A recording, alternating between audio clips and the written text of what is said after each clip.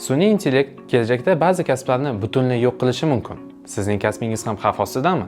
Keling, eng birinchi AI almashtirishi mumkin bo'lgan kasblarni ko'rib chiqamiz. Hozirning o'zida sun'iy intellekt kontent yozish, dizayn, mijozlarga xizmat ko'rsatish va oddiy kod yozish kabi ishlarni yaxshi bajara boshladi. Yaqin kelajakda AI avtomatlashtirilgan kasblarni egallaydi. Misol uchun, oddiy hisobchilar, ma'lumot kirituvchi operatorlar va hatto ba'zi advokatlik xizmatlarni AI yordamida bajarilmoqda.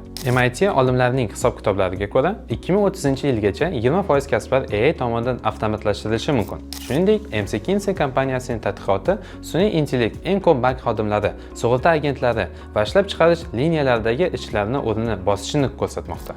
Ammo bitta muhim jihat bor.